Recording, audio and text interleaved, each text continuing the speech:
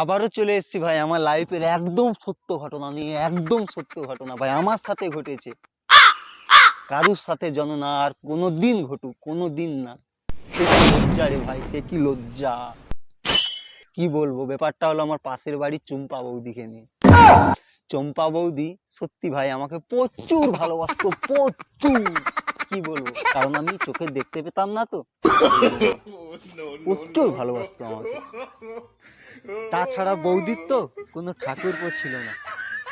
ব্যাপারটা হলো যে বৌদির বাড়ির সামনে এসে অনেকদিন আমি দেখা করিনি বৌদির সাথে, 1 মাসের মতো হয়ে যাবে। মিষ্টি নিয়ে এসেছি বৌদিকে দেবো বলে, কলিং বেলটা মারলাম।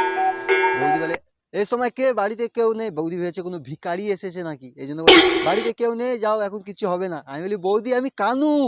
বলে, কানু? আচ্ছা ভিতরে এসো, ভিতরে এসো, আমি বাড়িতে আছি, বাথরুমে আছি।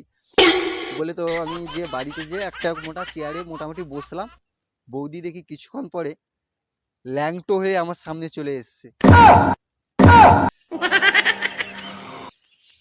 বৌদি বলে তুমি এতদিন কোথায় ছিলে? আমি বলি বৌদি তোমাকে সারপ্রাইজ দেবো বলে আমি কিছু বলিনি, বাবার সঙ্গে কলকাতায় চলে গেছিলাম। আমার তো চোখের অপারেশন করে দিয়েছে, আমি সব এখন দেখতে পাচ্ছি, আমি সব দেখতে পাচ্ছি বৌদি। কি বলবো ভাই, সে কি লজ্জার ব্যাপার ভাই, সে কি লজ্জা ভাই। আপনারা চান আপনাদের সঙ্গে এরকম ঘটনা ঘটুক কোনোদিন? সে কি লজ্জা। এই ঘটনার পর আজকে 6 মাস হয়ে গেল বৌদির বাড়ির সামনে থেকে আমি আর ভাই যাই না, কোনোদিন যাই না। যদিও কোনো সূত্রে বাড়ির সামনে থেকে আমাকে যেতে হয়, আমি হনুমান টুপি পরে চলে যাই। এইভাবে বাচ্চা যায়।